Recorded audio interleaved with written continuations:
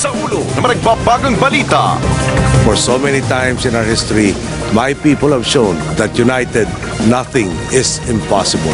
We called it people power. Pangulong Aquino, nanawagan para sa Global People Power kontra kahirapan. Ilang residente na nademolish ang bahay sa Sitio San Roque, Quezon City, itinayo muli ang mga nagibang bahay dahil sa utos ni Pinoy.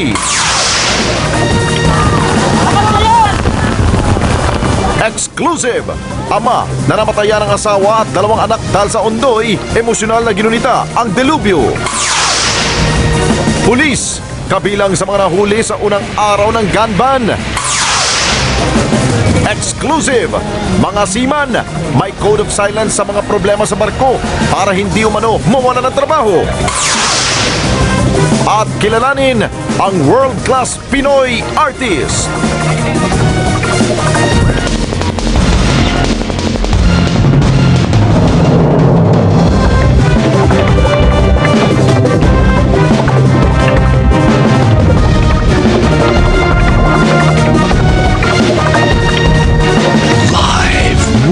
ABS-CBN News Center, Manila. Ito ang TV Patrol Weekend!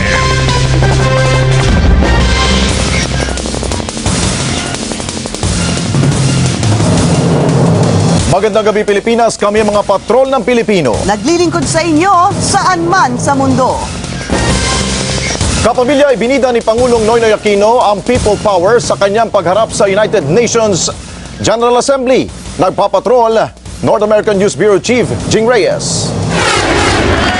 Sa kanyang huling araw sa New York, nakibahagi ang Pangulo sa ikalawang US-ASEAN Leaders Meeting na pinamunuan ng Amerika at Vietnam. Nag-issue ng joint statement ang grupo na layuning palawigin pa ang kanilang relasyon. Nangako si US President Barack Obama na gagampanan ng Amerika ang leadership role nito sa rehiyon. Nagbabala naman si Pangulong Aquino ukol sa posibleng sigalot dahil sa pag-angkin ng maraming claimants sa Spratly Islands. Idiniin ni Aquino na suportado ng Pilipinas ang pagbalangkas ng formal na kasunduan para mapayapang maresolba ang territorial dispute sa South China Sea. Habang nasa pulong, sandaling nagkausap sina Pangulong Aquino at Obama. Sa United Nations naman, nanawagan si Aquino ng mas maigting na kooperasyon at pagkakaisa para maisulong ang misyon nito. Sa issue ng climate change, nanawagan siya ng dagdag na tulong para mas maging matatag laban sa mga kalamidad ang maliliit na bansa. And while my nation continues to benefit from the compassion of those who are more able to help, this does not mean that we or our friends in the developing world will be entirely dependent on the largesse of the developed world. At para lalong idiin ang kanyang mensahe ng pagkakaisa, ipinaalala ni Pangulong Aquino na ito ang nagpabangon sa kanyang bansa tungo sa pagbabago. For so many times in our history, my people have shown that united, nothing is impossible. We called it people power. It is my earnest hope and in the greatest interest of humanity that we harness the energies of dialogue, solidarity, and communal responsibility so that a global people power toward equitable progress may be achieved. Sa kanyang unang paglabas sa world stage, hindi lamang ang pangangailangan ng Pilipinas ang inihayag ng Pangulo. Ipinakita rin niya na sa ibang global issue, isa ring leader ang Pilipinas. Jing Reyes, ABS-CBN News, United Nations.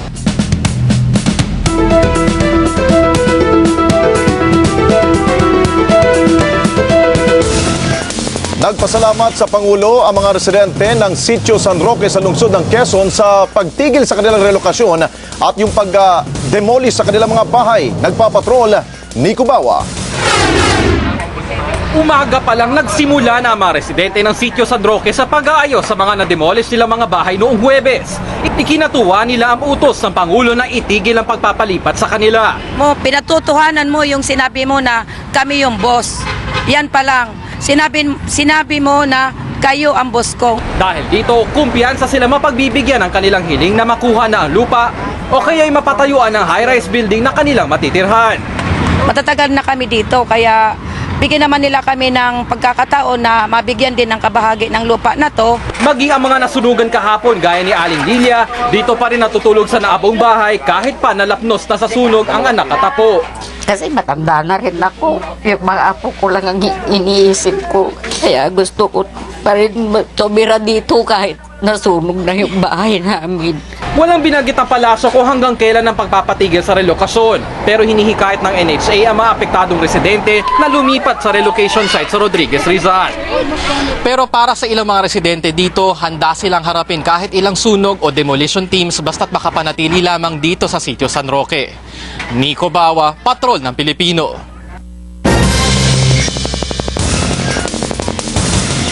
Sinimula na sa iba't ibang lugar ang paggunita sa pananalasa ng Bagyong Ondoy.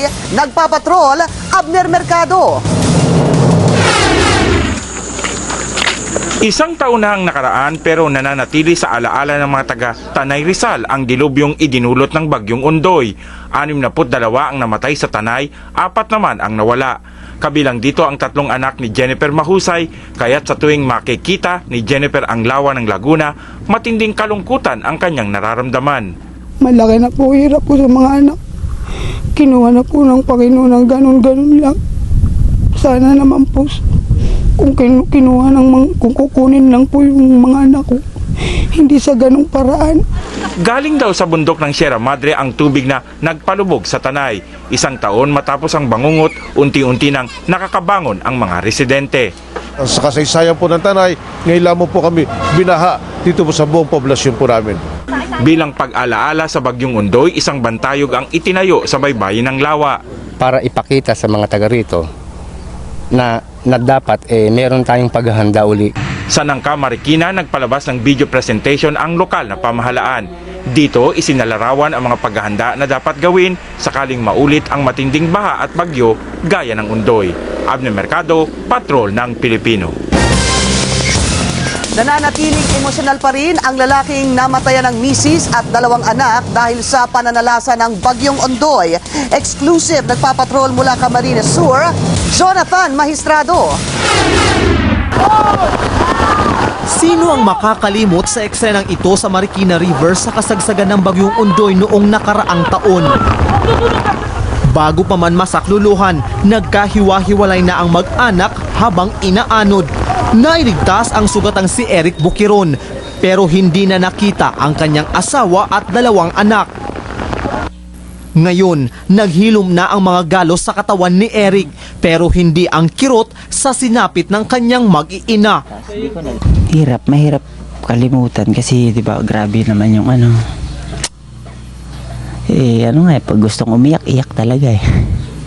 Nagtatrabaho ngayon bilang salesman si Eric sa Maynila, pero tuwing nalulungkot, nagbabakasyon siya sa kanilang bahay sa Magaraw, Camarines Sur. Nakakabanding niya ang anak ni si Latrell John na inaalagaan ng kanyang mga magulang. Kung wala naman po, mama, di malungkot po.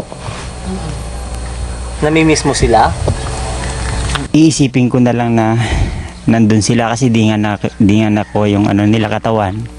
Dito sa Camarines Sur, gugunitain ni Eric ang anibersaryo ng pagkamatay ng misis na si Marites, 2 anak na si Eric Faith at bunsong si Mary Shamel na birthday sana sa September 28. Jonathan Maestrado, Patrol ng Pilipino. Hindi rin nakaligtas sa mga celebrity sa hagupit ng Bagyong Ondoy noong 1 taon. Nagpapatrol, Gretchen Pulido. Naaalala pa ni Jason Gainsa at ng kanyang pamilya ang dinanas nung Bagyong Ondoy.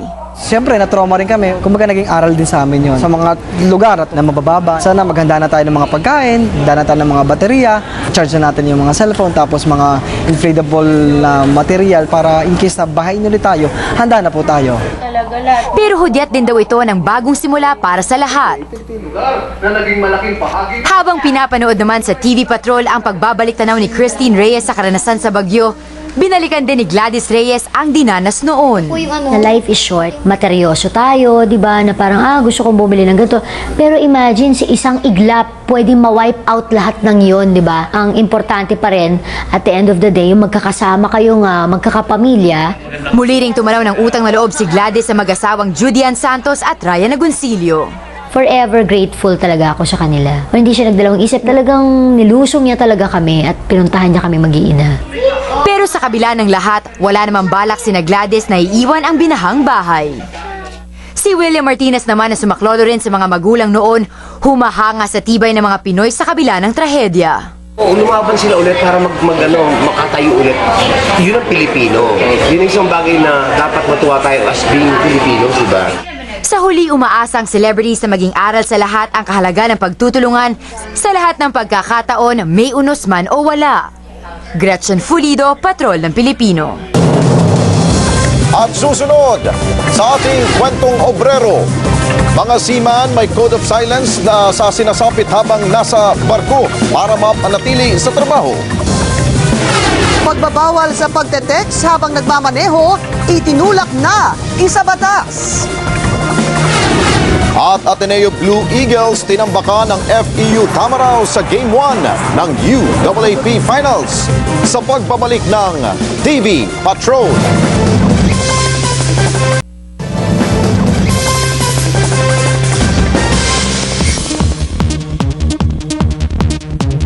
Ibinulgar ng grupong Migrante International ang umunoy Code of Silence ng mga seaman. Ito raw ang dahilan kung bakit hindi dumadaing ang mga seaman sa mga problema tungkol sa kanilang trabaho. Narito po ang ating kwentong obrero. Madalas dito sa Seafarer Center sa lungsod ng Maynila, nagtitipon-tipon ang mga nag-a-apply na magseaman. Isa si Roberto Estrada sa mga nagbabakasakaling makapagpalaot muli. Sabi niya, may mga problema nga sa loob ng barko, pero iniiwasan nilang magsumbong dahil sa takot na mawalan ng trabaho. Sa pagkain, minsan kulang sa provision. Yan ang unang-unang problema. Kinumpirma ng Migrante International sa ABS-CBN News ang sinasabing Code of Silence ng mga seaman. Mananatili talagang takot magreklamo yung ating mga seafarers. Gawa nga dito sa blacklisting tsaka whitelisting. Base sa datos ng Migrante, 266,000 o 20% ng bilang na may git 1 milyong OFWs ay mga seaman. Pero sa bilang na yan, walang ni isa ang nangahas na magsumbong ng kanilang problema. Kaya naman, maging ang bagitong si Romeo Castillo, ganito rin ang gagawin kapag pinalad maging deck cadet ng barko. Mas malaki yung natatanggap namin kaysa sa mga workers dito sa atin at sa ibang bansa. Sagot naman ng Overseas Workers Welfare Administration o OWA, hindi totoong may blacklisting na nangyari kapag nagsusumbong ang mga seaman. Ang blacklisting ay hindi basta-basta sinasagawa ng POEA. May due process yan. Payo naman ng OWA, dapat alamin ng bawat manggagawa ang kanilang karapatan para hindi sila malagay sa alanganin. Hinikayat naman ng grupong Migrante ang mga seaman na magkaisa at isanggunin ang kanilang mga problema sa kaukulang ahensya. Isang pulis at isang sibilyan ang nasampulan sa simula ng gun ban. Nagpapatrol, Pia Gutierrez. Mula hating gabi kanina, bawal na pagbitbit ng anumang uri ng armas. Maging ito'y baril, kutsilyo at maging gun replica. Pinatupad ang gun ban sa pagpasok na rin ng election period para sa barangay at SK elections na idarao sa 25 ng Oktubre. 2 ang nahuli sa Metro Manila. Isa dito ang pulis na si Roderick Mancinido na kumpiska sa kanyang kalibre 45 baril na nakarehistro naman sa asawa niya rin pulis. Arestado rin ang sibilyan na si Joselito Malabanan. 28 checkpoint ang ikakalat sa Metro Manila at sa pag-inspeksyon ni PNP Chief Director General Raul Bacalso, nasita niyang ilang tauhan. Ang standard dyan dapat nakalagay COMELEC checkpoint na visible. Tapos pangalan ng COMELEC officer, Mr. So-and-so, COMELEC officer. And then sa ilalim, the name of the police team leader.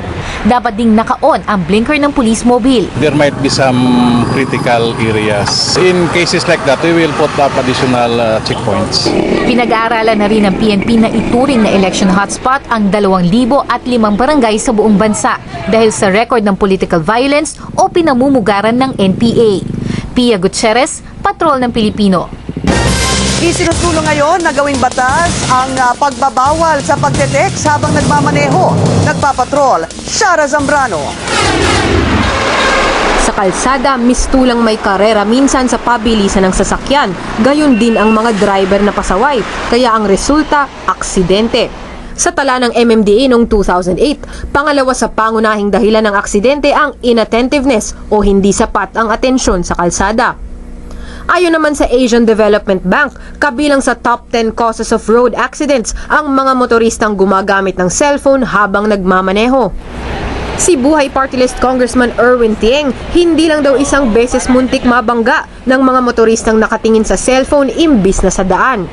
Ito ang dahilan kaya ipinanukala niyang ipagbawal ang pagte-text habang nagmamaneho.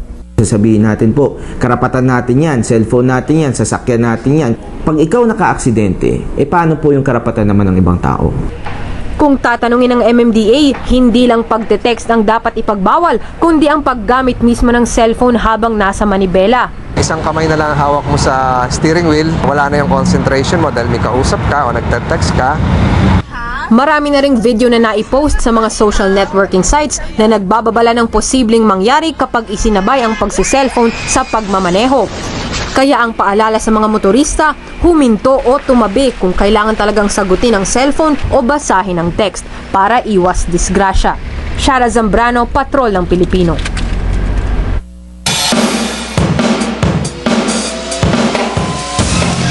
Tinambakan ng Ateneo Blue Eagles ang Far Eastern University Tamaraw sa kanilang Game 1 ng UAAP Finals. At live, nagpapatrol, DJ Manoto.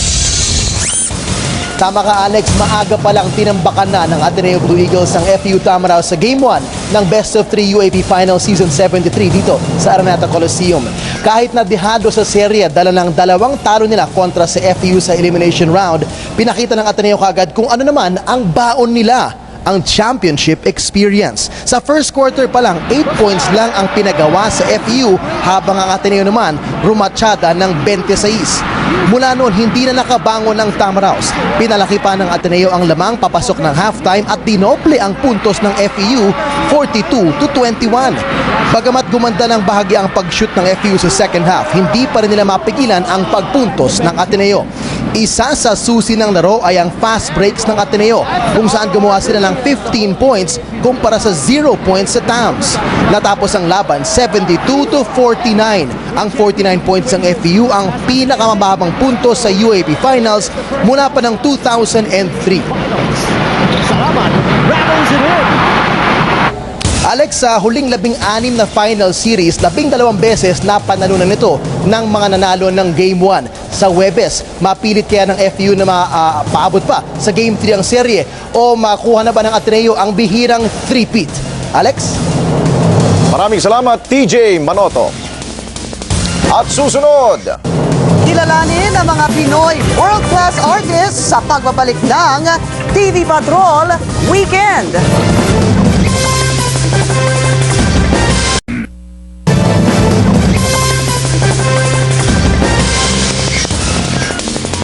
nakiisa ang ilang celebrity sa isinagawang International Coastal Cleanup sa lungsod ng Batangas.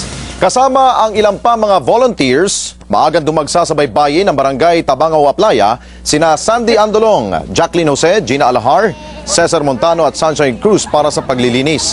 Mahigit 200 sako ng basura ang nakuha ng mga volunteer, karamihan mga plastic bag at bote. Ang kailangan ma-regulate.